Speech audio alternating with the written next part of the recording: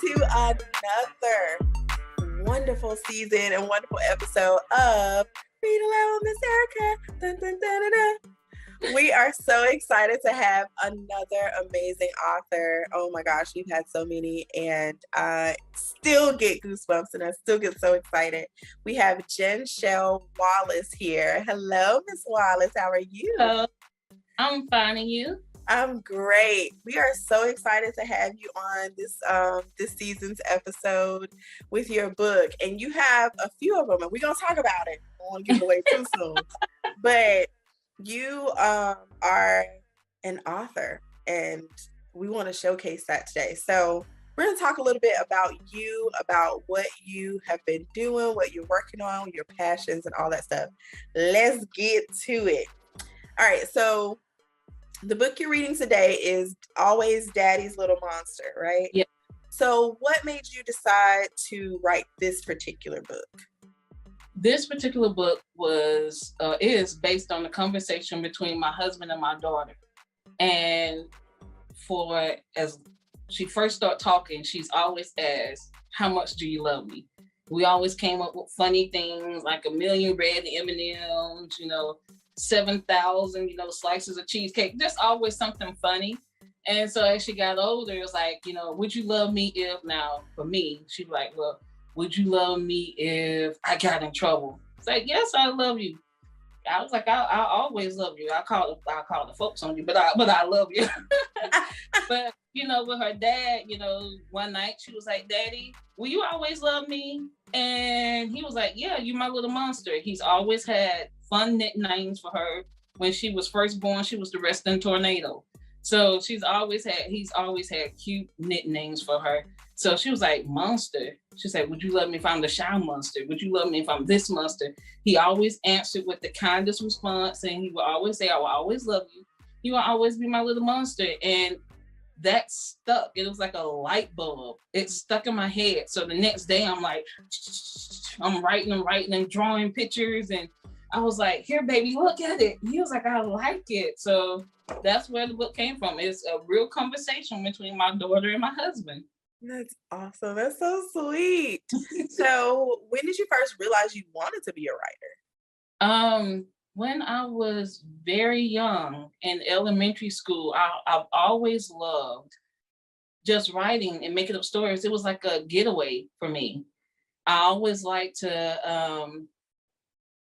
just sit on the porch. I wasn't an outdoor kid. I didn't play sports. I wasn't running. It was too hot. I didn't like it. So, but because of who my grandparents were, they made you go outside. You couldn't come in for like, whoop. You couldn't come in for like 30 minutes. So I was outside writing. And I've always dreamed that like when I have my big wedding, that it was going to be in play form. So it's just something I've always done to just get away and have fun. All right, so the next part of our show, we're going to give you a chance to read your book, and we're just going to take it away because I'm excited to hear it all. All right, thank you so much. All right, the name of the book is, you can see it, Always Daddy's Little Monster. And it starts out, "Hi, I'm Gabby, and I love spending time with my daddy. My daddy is my best friend. One day I asked, 'Will you always love me?' He responded, 'I will always love you because you will always be my little monster.'" What? Monster? So I asked, "Daddy, would you love me if I were the stinky monster? What if I could smell all across the world? Daddy, would you love me? There's no smell that can ever keep me from you. So with all my heart, I will always love you, and you will always be my little monster." And this little stinky cheese and all across the world. What if I were a shy monster? Would you still love me? I would never speak and always hide behind you. Tell me, Daddy, would you? Gabby, you can always hide behind me when you feel the need. However, I will encourage you to speak for yourself and make friends. The world is a beautiful place waiting for you to make your mark. And yes, I will always love you because you will always be my little monster. Daddy, what if I were the loud monster? I'm happy and loud all the time, and I sing happy songs all day long, non-stop. Tell me, Daddy, would you? Of course, nothing makes me happier than seeing you happy. I would gladly join in to sing with you. And yes, I will always love you. And you will always be my little monster. Oh, Daddy, I'm the sad monster now. Everything makes me sad. The flowers, the trees, even you. Daddy, could you love me if I were a sad monster? First, I never want you to be sad. But in your saddest moments, I would be there to give you the biggest hugs, reminding you that this moment will pass. And I will always love you. And you will always be my little monster.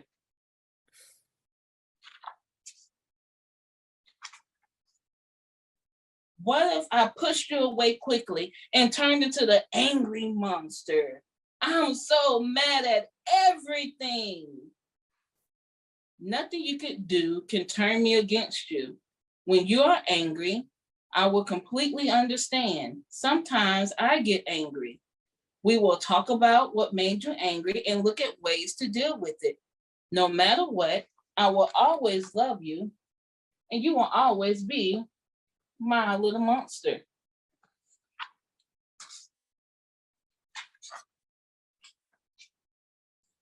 After a few days, I asked about other monsters. I'll try being a silly monster where I would laugh and laugh and laugh all day long. I even turned into the sleepy monster where all I did was sleep and poop. Oh yeah, that's me. I'm ready. Always ready for bed. Next, I was the loving monster. Giving 1,000 kisses and hugs was my main job. The excited monster. Everything makes me excited all the time. Excited monster is a little handsy. Yep. always moving. Now I'm the film monster. I'm absolutely scared of everything. No matter what monster I was, my daddy said, I will always love you and you will always be my little monster, which is my little drawing of a picture of them in Walmart. And that's it, the end. That's cute. That's a really cute book. Oh my goodness. Okay, so with all of this happening, are all of your books based upon conversations that have been had between like you or your husband and your daughter, your kids, your family, things like that? No, not all of them. Just this one particular one is, and I have 2 or 3 others that are based on conversation that'll probably come out next year. Mm-hmm. But yeah, not all of them are. Some of them are just ideas that pop into my head.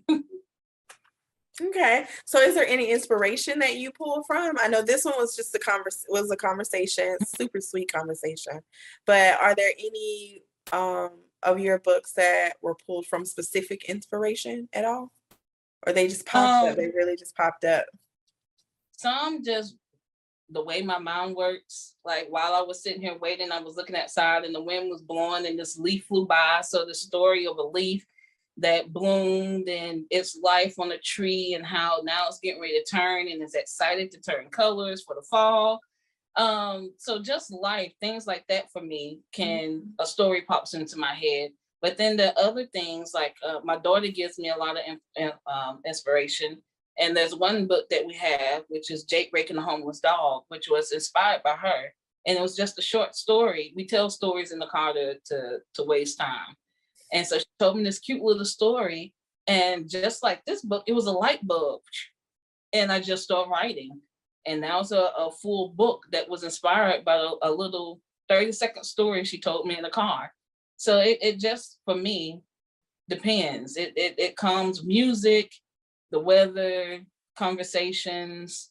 I heard the word nocturnal one night, and a story about a little kid being nocturnal. He doesn't want to go to sleep. He keeps telling his mom, "But I'm nocturnal." And it's just little stuff like that, and I have to write it down immediately. So inspiration comes from life.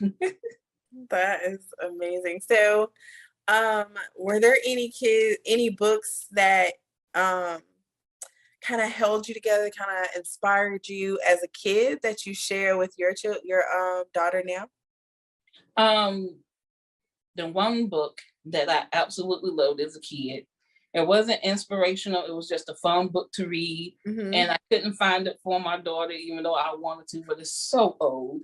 And it was called Word Bird. It was my very first book that I checked out at the library when I got a library card when I was little. And my parents, although young, were big on, education. So Word Bird was my first library book, and it was just a simple book, and it was about a little bird, and it just taught you sight words. And he was like, little bird, word bird jumps up, jumps down. I love that book. I loved all the books. I checked them all out, and I love reading them. And then we went from there to the books where, it comes with the tape cassette. Mm-hmm. So my dad was like, well, if you learn to read this book, I'll buy you the cassette to go with it. So I had Smurfs, Strawberry Shortcake, Rainbow Bright, My Little Pony. So it was, those were my favorite books as a kid. Yeah. That I remember fondly. That is so cool. Okay, so how many books have you written so far? So far, I've written a few, but I only published 3. And that is Always Daddy's Little Monster, Career Day, which is my daughter's favorite, mm-hmm. and Jake Rake and the Homeless Dog. Okay. I published. You hear that, folks? That means she has more. So, where can we find your books? So where can we find you? Where can we find your books?